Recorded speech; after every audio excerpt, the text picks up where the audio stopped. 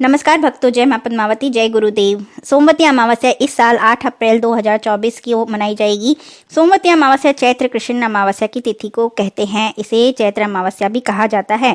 मान्यता है कि अगर आपके जीवन में बाधाएं आ रही हैं तो सोमवती अमावस्या पर पितरों की नाराजगी दूर करके आप उन्हें प्रसन्न करने के लिए उपाय करें तो वे आपको जरूर ही प्रसन्न होते हैं, क्योंकि इस दिन दान करने से उनके मोक्ष के द्वार खुल जाते हैं। पितरों को शांत करने के लिए क्या दान करें और क्या है पितृदोष से मुक्ति के उपाय जानते हैं। सोमवती अमावस्या पर भगवान शिव की पूजा की जाती है। साथ ही सोमवती अमावस्या पर पितरों को शांत करने के लिए आप उपाय कर सकते हैं और पितरों का आशीर्वाद भी प्राप्त कर सकते हैं, जिससे आपके जीवन में तरक्की के मार्ग खुलने लगते हैं। सोमवती अमावस्या 8 अप्रैल को सुबह 3:11 बजे से शुरू होकर रात्रि को 11:50 पर समाप्त हो जाएगी। सोमवती अमावस्या के दिन आपको काले तिल का दान जरूर करना चाहिए। इससे पितृदोष दूर होता है और उनकी कृपा आप पर बनती है। इससे आप जीवन में तरक्की करते जाते हैं। आप काले तिल को मंदिर में दान भी कर सकते हैं। जीवन में कभी भी पशु पक्षी को प्रताड़ित नहीं किया जाना चाहिए। किसी भी असहाय को परेशान करने से राहु का प्रकोप बढ़ जाता है। खासकर सोमवती अमावस्या के दिन आपको कुत्तों, गाय, भैंस आदि जीवों का अपमान नहीं करना चाहिए। अमावस्या पर पशु पक्षियों के लिए भोजन और पानी की व्यवस्था जरूर करें। इससे पितृ प्रसन्न होते हैं।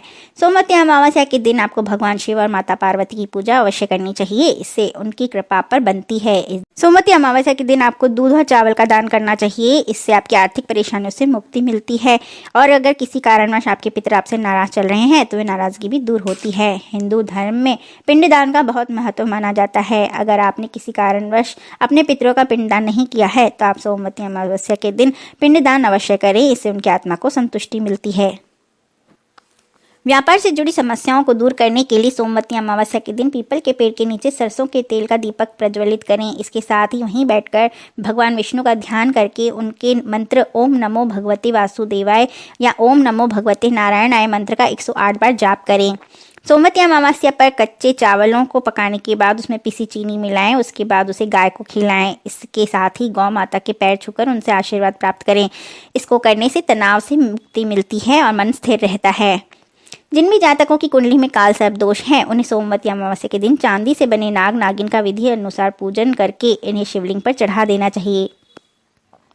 धन संबंधी समस्याओं से छुटकारा पाने के लिए अमावस्या तिथि पर आटे की गोलियां बनाकर किसी तालाब या नदी में मछलियों को डालना चाहिए। इससे पैसों से जुड़ी मुश्किलें समाप्त होती हैं। साथ ही किसी कुएं में कच्चे दूध का 2 चम्मच डाला जाना भी पितरों को तृप्त करता है।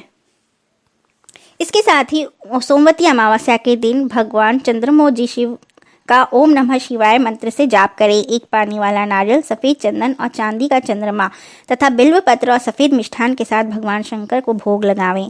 सोमवार का व्रत रखें।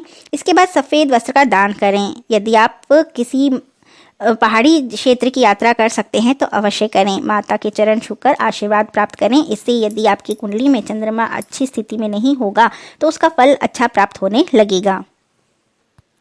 सोमवार की सुबह सवेरे अपने इष्ट देव का नाम लेते हुए थोड़ी सी पीली सरसों अपने सर पे से 7 बार घुमाकर घर से बाहर फेंक दें। रोग आपके पास भी नहीं आएंगे। यदि घर में आपकी माताजी का निरंतर कोई रोग सता रहा है तो सोमवार के दिन 121 किसी भी साइज के पेड़े लेकर बच्चों और गरीबों में बांट दें। निश्चय ही उनके रोग में आराम मिलेगा। सोमवती अमावस्या के पर्व पर अपने पितरों के निमित्त पीपल का वृक्ष लगाने से जातक को सुख, सौभाग्य, संतान, पुत्र, धन की प्राप्ति होती है। उसके समस्त पारिवारिक क्लेश समाप्त हो जाते हैं। इस दिन पवित्र नदियों में स्नान का विशेष महत्व होता है।